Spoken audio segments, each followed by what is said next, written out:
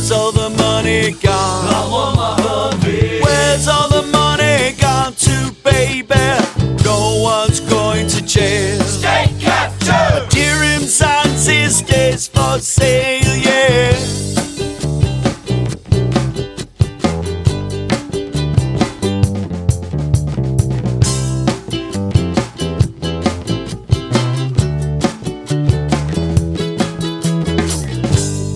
There you go. Hi, back with Quinton. I'll cue the crazy from TikTok. Thanks, man. And yeah, sorry to interrupt there, but you know, it's also good for the show because obviously with this, that it sort of keeps things in 35 minute slots. So, you know, for TikTok brain, you know, it's not. You know, it's not exactly. you can just do episodes instead. But anyway, so we kind of finished the part one talking about sort of essentially the benefits of facing adversity and sort of difficulties and sort of dealing, finding a way to deal with it. And then we sort of, and then it slid into sort of, you know, you said, you know, you don't want to sort of condone corruption and stuff. So let's talk about the elephant in the room, shall we? And the South African economy, South African politics. Yeah, it's I no doubt you got opinions on that, as we all do. We're living in a very interesting time. We're almost on a precipice of the last sort of 10 years, I'd say. It's been like, you know, the pendulum's swinging and of which way we're gonna go. We're gonna go full Zim, or are we going to pull this together and, you know, sort of go, because I believe we got the sort of infrastructure and the minerals and the know-how to really turn this around pretty quickly, in my opinion, if we just make a few good decisions. Rob Hersoff is obviously sort of going around saying the same thing, sort of the benevolent dictator, as you know, so he thinks he could turn it around fairly quickly. How do you, you know, where's Quinton thinking about the whole thing that's going on at the moment? Because the plane's crashing, you know, and you think we're going to save it? Yeah, look, I'm an eternal optimist. Um, I'm cynical with small things, but with big things, once like I said, I use that term zooming out. If you zoom out, um, things are bad. Things are bad in this country for the people at the bottom. Yeah, That's 100%. agreed. The middle class, whether it's white or black middle class, doesn't matter. The middle class will suffer turbulence. There'll be moments of highs, moments of lows. You know, so middle class is going to experience this turbulence, and then the elite on top, they're fine. They will always be fine, and this is the reason why I think that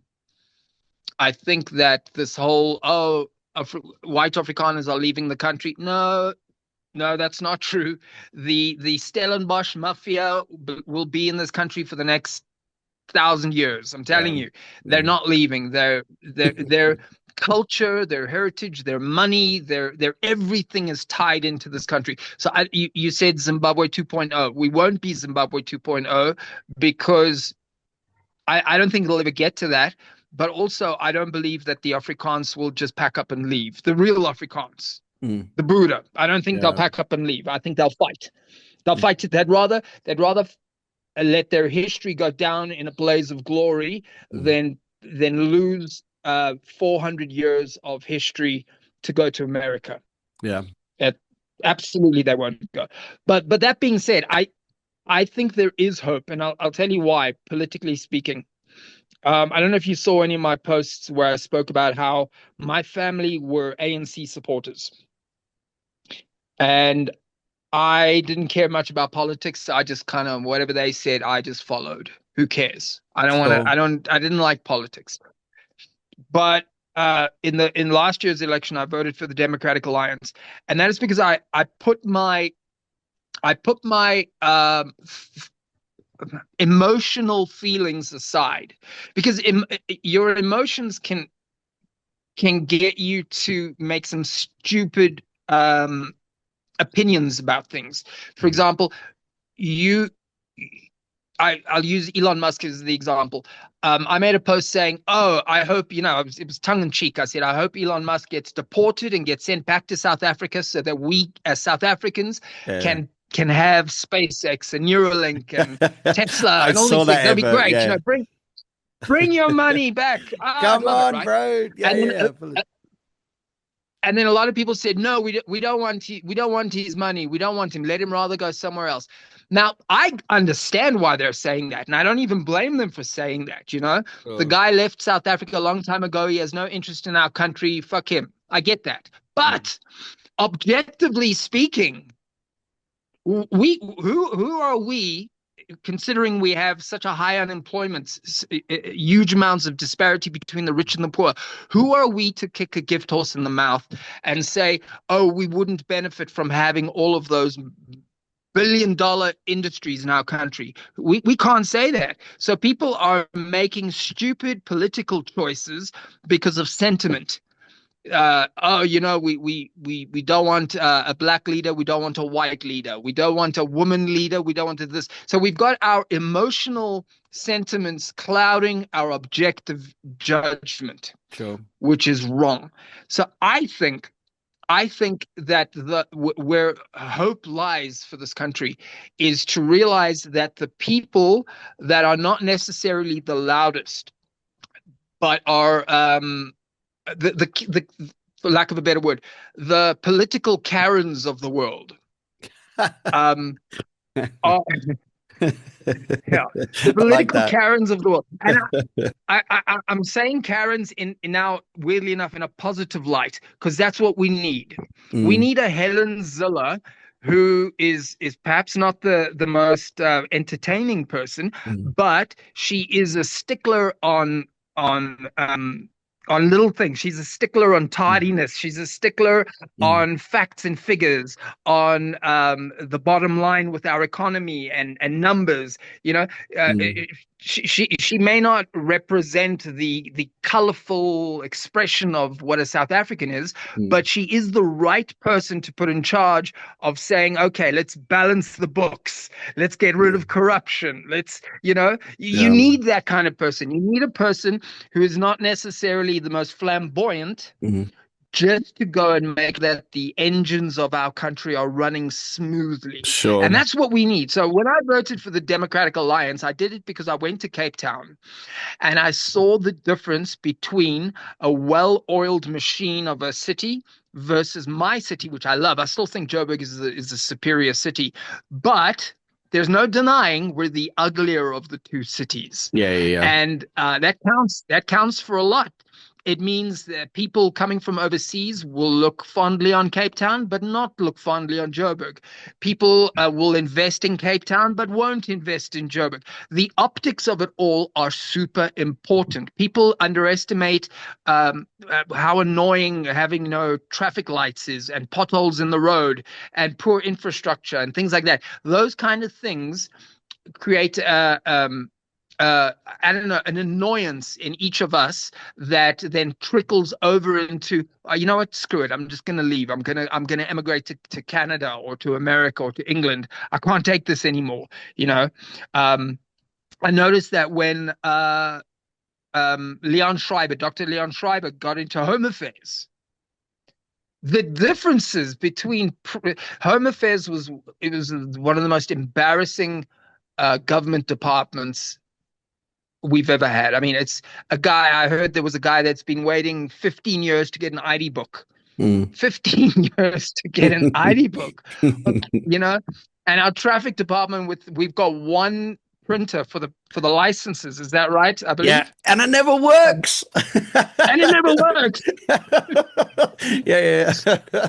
Yeah, one So printer. I believe we had two, but now it's one and it's not working now it's apparently. one, yeah. Yeah. So the way I look at it is this: politically speaking, we got the ANC tried and tested. We can see they're declining. They're soon to be. They're either going to consolidate with other parties like the Democratic Alliance, or they're going to disappear completely. Then we've got the EFF, we've got MK, and we've got the DA. Let's just use those three as the example. The main difference between MK, EFF, and the DA has to do with internal governance. There is so much controversy within MK and with EFF. As you know, Floyd Shivambu left EFF, Yeah, then joined MK, then he got demoted, and there's internal fightings. It's kind of like the Donald Trump, Elon Musk internal fighting, right? sure. EFF and MK have so much of that and will continue to have so much of that because they're not concentrating on the important things, which is the brass taxes of running their party. Because if you can run your party well, you can run the country well. If you can't run your party well, if there's a lot of dirty laundry within your own party, then that's going to spill over on the country. Then I look at a party like the DA. You can say what you want about the DA. There's a lot of things I criticize the DA on as well. I think John Steenhuisen is a bit of a weak leader. I've got my criticisms of the DA. But if you look at last year's elections, look at their rallies, look at their marketing, look at their campaigning, look at how they're performing on the ward level. My ward is run by the DA. And Yeah. this is I'd say 99% black area, just before anyone accuses me of saying, well, the DA only cares about white people. That is not true. On the ward levels here in Johannesburg, most of these wards, especially where I live, are mostly black people. Black ward councillor, but a DA ward councillor, and it is run exceptionally well Hmm. comparatively. So Sure. when I went to Cape Town and I saw that, and I spoke to the locals of Cape Town, whites, blacks, and coloreds, all of them without it, not one person I spoke to, and I was there for 10 days, not one person I spoke to criticized the Democratic Alliance. They loved the Democratic Alliance. So that gives me hope that there are still enough people in South Africa that are doing good things behind the Mm. scenes. And it's Sure. not necessarily as flashy as Julius Malema's, kill the bull with 100,000 people in a stadium, because that's a waste of money. I mean, forget that he's saying kill the bull. It's fine. It's a traditional chant, whatever. It was a freedom Mhm. fighting song. I accept that. But what actually does that do for our country to have 100,000 people in a stadium dancing for 4 hours? Big fat It's a zero. waste of fucking money. Exactly. So Yeah. I look at things like that and I smile. I'm optimistic because I know it's all flash. It's Mm. like the same criticism I have with America. It's all bells and whistles and fireworks. It's not real. They're not really sitting down and drawing a good constitution or drawing a memorandum or an intent. They don't have good bureaucracy within their own party. But people like the Democratic Alliance and other parties, I think Action SA is pretty impressive, but they're just too small. I like what is his name? The Afrikaans guy. Oh, I actually like him. I don't know if you've seen him. I forget his name now. He talks like this. He's like, yeah, let me Oh, tell you. yeah, I like yeah, yeah. him. He's the yeah, yeah. Hold on, I can't remember saying, but he makes a few good points actually. I quite He like it. makes great points. He's that guy you wanted to bri. He's just talks and you got to I can't He remember his speaks with name. authority. Yeah, yeah, yeah. Yeah, yeah. Sure. His name Oh will my come to God. me. He speaks with great authority. What party is I he like in? him. So, um, Is he uh, is he Volksfront? Is he? no, no, no, no. It's another party. It's the Hold on, let me get it. I got it here. My Neil what? de Beer. His name's Neil de Yes, Beer. yes, yes, mate. Well done, well done. Yeah. Yeah, I have a lot of time Are for you Neil looking? Are actually. you looking him up? I know, no, I yeah, I've like got him. it I like as him. yeah, yeah, yeah. Yeah, he's So anyway, I look at those parties, Neil de Beer's party and Action SA and the other guys. I like them. The problem is they're too small. And in fact, I'll um take it a step further. I'll say that one of the biggest problems with our country right now is that we have too many political parties. Um, I think they should consolidate. Honestly, I think it's time now. Um, EFF and MK are basically copies of each other. Um, the best thing that ever happened to the Democratic Alliance was Julius leaving ANC to join EFF, mhm, and then Jacob Zuma leaving to join MK because it Hmm. splintered them. And Yeah, because it splintered them, we now have a fighting chance. If the sure. Democratic Alliance joins forces with some of the other guys and says, look, we may have our differences, but the only way we're going to get into power is if we join forces, have a mammoth party, and in the next election, just get in there and not have a government of national unity with the ANC or EFF or MK, then we've got a fighting chance. Mm. And I know it'll work because I can see the good work that people like Ian McPherson are doing, Leon Schreiber are doing, even old John Steenhuisen in agriculture is doing some good stuff. Um, uh, I think that in the last, I mean, how long has it been? 6, 7, has it been a year now since our election? It's been a Yeah, year, right? it was last May, wasn't it? 24. It was Let last me May, double yeah. check. By the way, it is Neil de Beer. I just double checked that for you. So yeah, it is Neil de Beer. Yeah. So is it? Did you see the party? What's his party's name? Oh, let me get it up for you quick. Neil de Beer.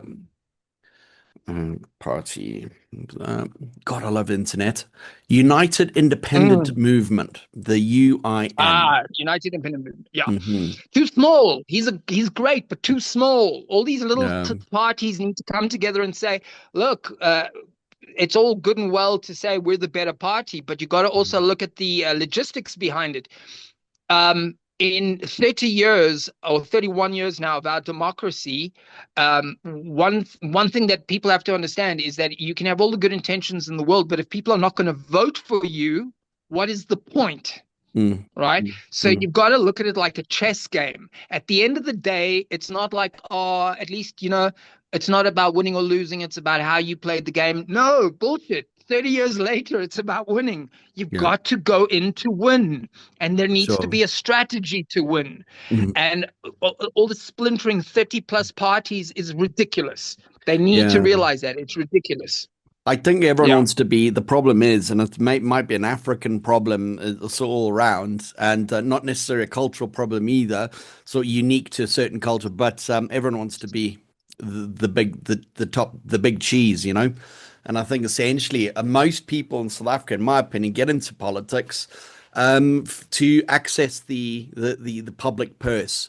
They're not necessarily there to Yeah. be politicians. They're there. It's a career. It's like sort of becoming a teacher, or most people become politicians to make a difference, or well, initially anyway. Not all, but I'd say most. But in this country, it's a career choice. It's like and there's all these ways and wonderful ways of, getting money. For case in point, Danny Jordan going to Qatar World Yeah. Cup when we don't even have a world tier, and the taxpayer is paying for Danny Jordan and his team to go for 30 days to go to World Cup in Qatar when we don't even have a team there. I mean, it's just the mind-boggling corruption in that sense, and they're not even trying to hide it. It's just kind of, they're like, meh, it is what it is, and But that's the problem is South Africa has got a 30-year history. It's almost tradition of doing this. So what you have is you have career criminals that think they're politicians. yeah, They've been doing it for so long. It's like, but everyone does it. Why shouldn't I do it? I get yeah. that. But thank God we have people like Liam Jacobs. I'm sure you saw Liam Oh, Jacobs. Liam.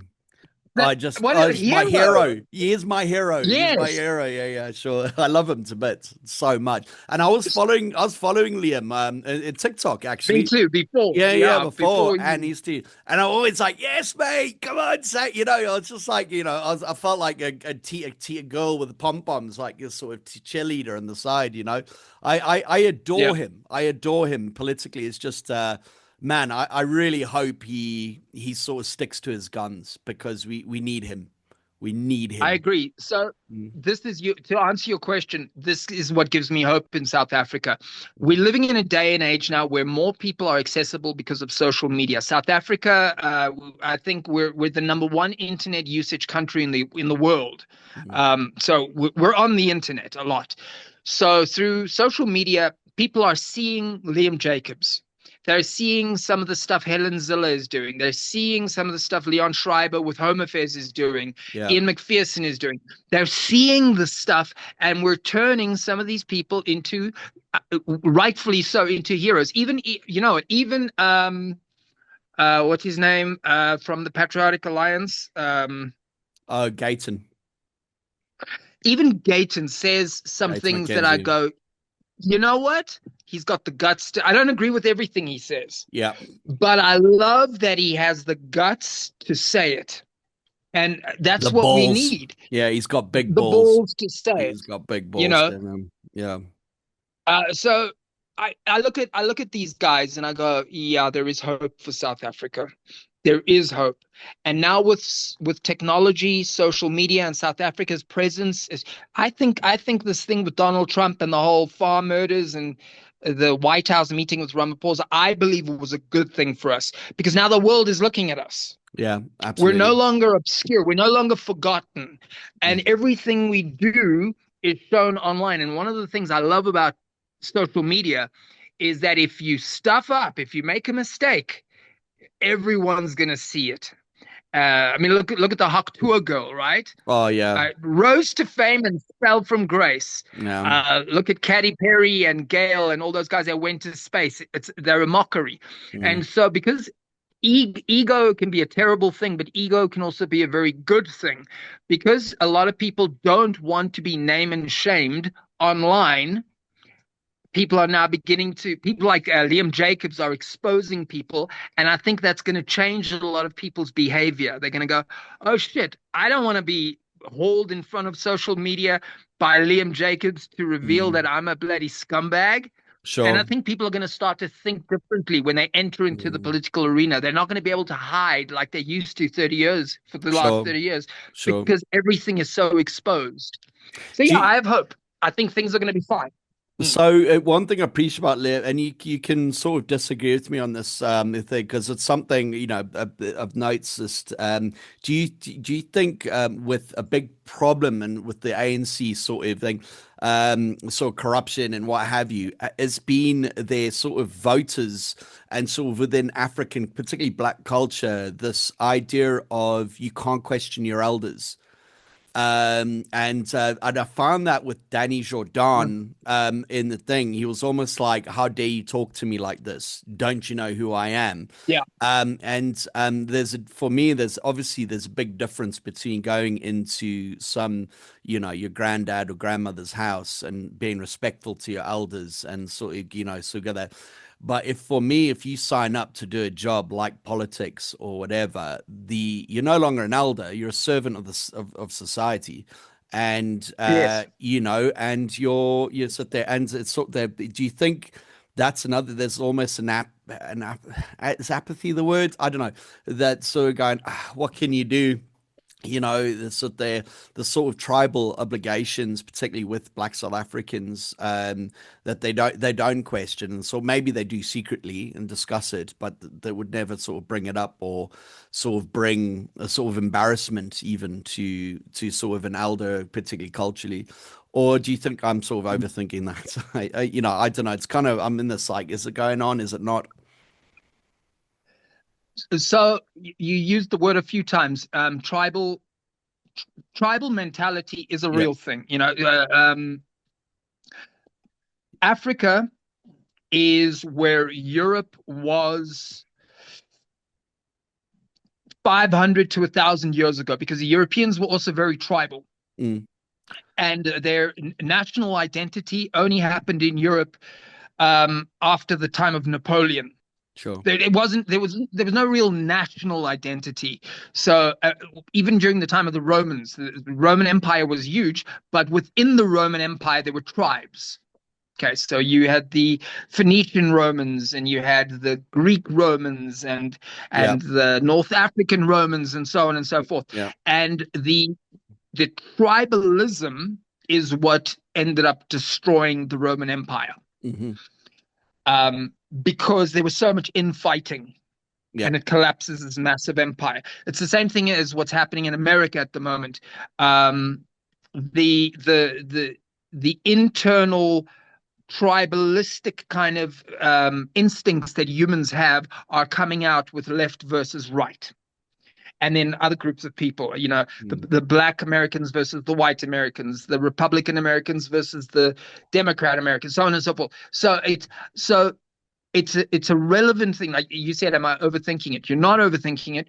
It's a sociological, psychological reality that I think we need to talk about more often, because all of us, including myself and probably you too, Sean, we Mm. find ourselves subconsciously gravitating towards tradition and tribal norms that we're used to. Sure. My Half my family were Afrikaans. So sometimes when I see a conflict between the Afrikaans and, let's say, the global community, I want to defend the Afrikaans. But then I go, wait a minute, wait a minute, wait a minute. Do I want to defend the Afrikaans because in this case they're right? Hmm. Or do I want to defend the Afrikaans because of my innate tribalism to Sure. my own people? And it comes back to And so those I got to emotions catch. you're talking about earlier in the first, yeah, part. Yeah. Absolute bias, prejudice, all these Yeah. things. We started the conversation in the previous segment with me telling you I'm fiercely aware of the fact that I am human. Hmm. Being human means two things. It means we have half of our mind which is animalistic, that lizard brain. Mm. We have our instincts, we have our anger, we have our rage, we have our lusts, our desires. We're the same as any other animal. But then there's that other half, which means we can override it. And we have shown that humans, above any other animal on the planet, has the ability to recognize our impulses, think about it rationally, and if need be, override it for the greater purpose, for the greater ideal. Sure. And so, back to your question, I think that it's beginning to. Social media is helping it because young kids are watching the world now through their phones in townships, like maybe a 14-year-old boy sitting in a township right now that maybe has access to the internet is watching TikTok going, shit, there's this whole life outside of my township. Yeah. These are how Black Americans think. These are how Black Europeans think. These are how white Europeans think. He's beginning to see the world outside of what he's been programmed to think just by his own family and friends and culture. So that's the beginning of overriding your tribal instincts. Um, but that being said, like I said, we're still 500 years behind Europe. Hmm. For Europe to realize that their tribalism was killing each other, they had to go through war after war after war after war. South Africa somehow avoided a lot of that. Yeah, we've had our wars. We've had the Zulu wars and the Xhosa wars, and we've had the Boer wars, and we've had the English wars. But we do. It's almost like there's this term they call it leapfrogging. South Africa leapfrogs because what we as South Africans tend to do is we watch the other countries and we go, oh, I don't want to go through what they went through, so we're going to take a little shortcut, or we're going to leapfrog to the next thing. And I think that is something that South Africa has proven that we do extremely well. Point in case, load shedding. We went from this country with major power problems to now like all of us are thinking about getting solar, and we all own a solar light, and we've converted to batteries, and we're beginning to think we're using our ingenuity because of the problem. We're importing panels from China. And if we keep going like this, maybe one day we won't even need ESCOM, if you can get my point. So I think that because tribalism is still a problem in South Africa, but Black people are beginning to realize, oh, I may be a Zulu, but first and foremost, I'm a South African. Hmm. Where in the past it used to be, I'm a South African, but first and foremost, I'm a Zulu. Hmm. We're beginning to change now. Afrikaans people too. It used to be like, I'm a Afrikaner, or the English South Africans would be like, oh, I'm British European or whatever.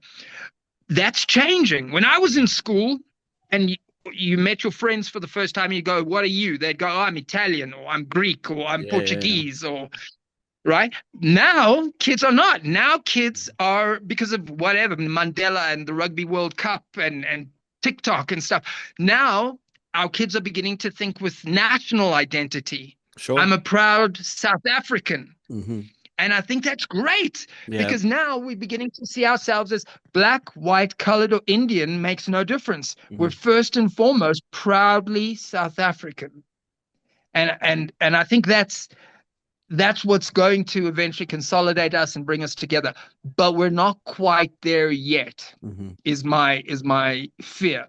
Yeah. And I'm hoping that in the next 4 years until our 2029 election, it consolidates even more. Because if we get rid of that tribalism, then people will start to vote with national identity in mind, as opposed to tribal impulses or tradition. Because Hmm. tradition's not a bad thing, Sean.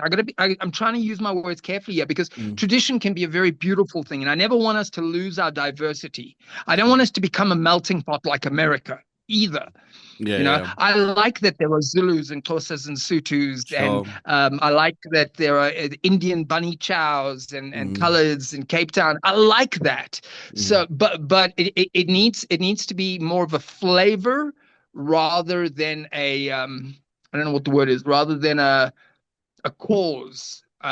Almost like Because a if it layered becomes cake, like a layered like a cake layered cake. with different flavors. Yeah, and it's one cake, but it's got different things going on. And so, you know what I mean? It's kind of like this combined thing. It's like, and you said about like, oh, you still there?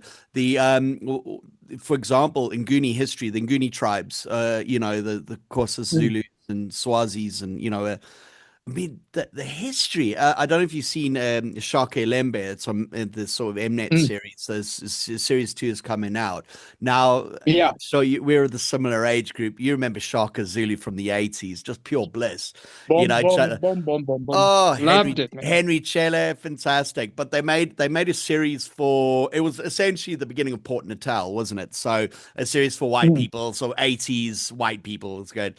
But now Shaki Lembe is going to real depth into the relationship between all the clans and this idea. What is a Zulu exactly? You got Zulu Nation, but then you got Zulu tribe. It's a different thing, Yeah, It's like a Kamalo is a Kamalo. They actually aren't Zulus. They're under the Zulu Nation, and so you get to learn all these things, and it's an amazing history. But on your points, it's like we want to keep that. We want to keep these stories. I think France has gone into this absolutely.